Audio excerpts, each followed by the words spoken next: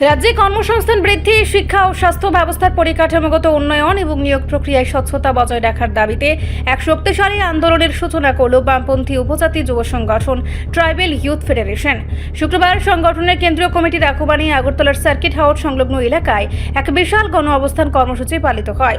সকাল 11টা থেকে দুপুর 2টো পর্যন্ত চলা এই বিক্ষোভ সমাবেশে রাজ্যের বিভিন্ন প্রান্ত থেকে জনজাতি যুব সমাজের প্রতিনিধিরা অংশ নেন। মূলত কর্মসংস্থান ও জনজাতি অংশের মানুষের সামগ্রিক অধিকার রক্ষার মোট 7টি মৌলিক দাবিকে সামনে রেখে এদিন সরব হন আন্দোলনকারীরা। গণ অবস্থান কর্মসূচিতে উপস্থিত হয়ে রাজ্য সরকারের তীব্র সমালোচনা করেন সিপিআইএম রাজ্য সম্পাদক জিতেন্দ্র চৌধুরী। তিনি অভিযোগ করেন, মুখে শ্রেষ্ঠ ত্রিপুরা কিংবা মডেল ত্রিপুরার স্লোগান দেওয়া হলেও বাস্তব চিত্র সম্পূর্ণ উল্টো।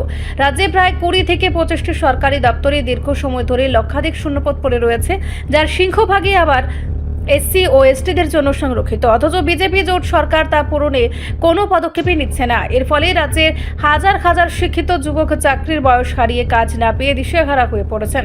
শিক্ষা, স্বাস্থ্য ও পুলিশের মতো জরুরি দপ্তরে কর্মী সংকটের কারণে সাধারণ মানুষ প্রয়োজনীয় সরকারি পরিষেবা থেকে বঞ্চিত করছেন।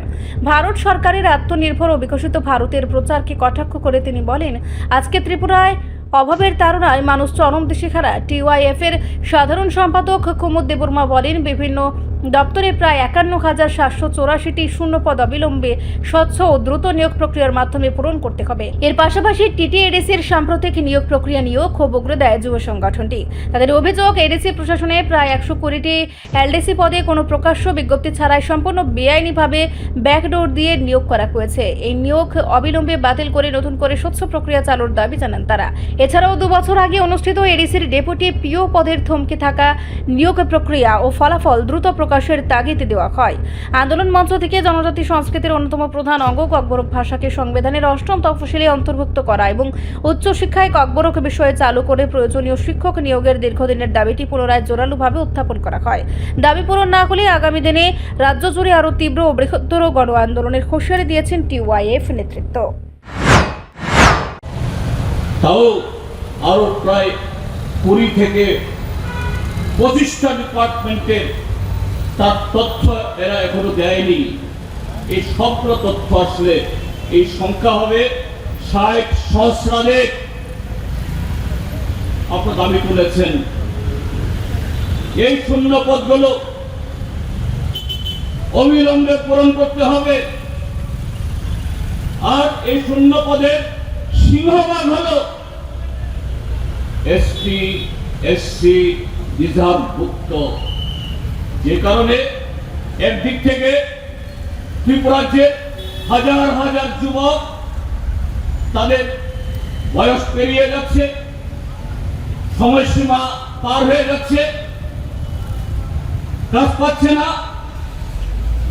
আরেক দিক থেকে বিভিন্ন দপ্তর, শিক্ষা দপ্তর, স্বাস্থ্য দপ্তর, আরক্ষা দপ্তর, সেখানে ত্রিপুরা স্টেট রাইফেলসে হোক বা ত্রিপুরা পুলিশ, তার বিভিন্ন পদে হাজার হাজার শূন্য পদ পূরণ না হওয়ার ফলে এই ত্রিপুরাজ্যের মানুষের যে ন্যায্য পরিষেবা, রাজ্যের উন্নয়নে যাদের অংশগ্রহণ জরুরি, এটা ব্যাহত হচ্ছে, রাজ্যের অর্থনীতি পিছুচ্ছে। আপনি দাবি তুলেছেন, এখানে দাবি তুলেছেন ককবরককে সংবিধানের 8ম তফসিল অন্তর্ভুক্ত করতে হবে। এটা শুধু ককবরকের প্রশ্ন না, ভারতবর্ষে এরকম আরো কয়েক শত যারা ভাষাগত সংখ্যালঘু, শুধু ককবরক ভাষী না, আমাদের সংবিধান প্রত্যেকটা ভাষাভাষী, প্রত্যেকটা জনগোষ্ঠী তাদের ভাষা, সংস্কৃতি সবকিছুর পূর্ণাঙ্গ বিকাশের জন্য 1950 সালে 26শে জানুয়ারি যেদিন আমাদের সংবিধান গৃহীত হয়, প্রজাতান্ত্রিক ভারতবর্ষ হিসাবে ঘোষিত হয়, সেদিন থেকে এটা রাষ্ট্রের প্রতিশ্রুতি। কিন্তু আমাদের দেশের সরকার, বিজেপি সরকার, সহযোগী সরকার, এরা এই ন্যায্য দাবি সঙ্গত দাবি পূরণ করছে। আপনারা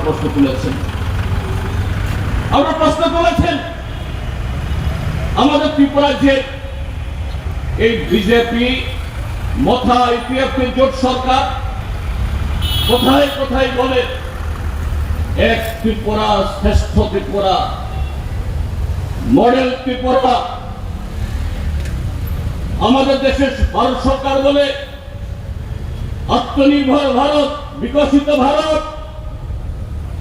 কিন্তু এই আত্মনির্ভর বিকশিত ভারত বা শ্রেষ্ঠ ত্রিপুরাতে আজকে অভাবের কারণে সন্তান বিক্রি হয়।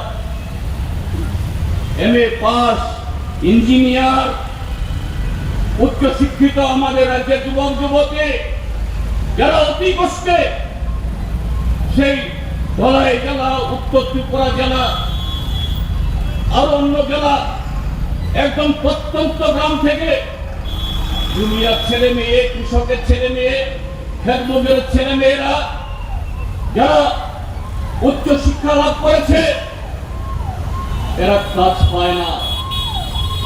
এরা সাধারণ গায়ে গতরে খাটা শ্রমিকের মতো কাজ করে এদের পেট পালতে হচ্ছে।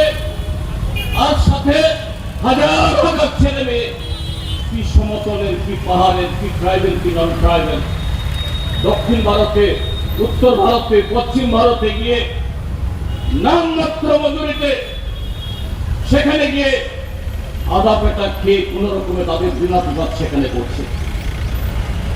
এরকম সাধ্য পাদাবি। রিপোর্ট সংবাদ প্রতীক্ষা।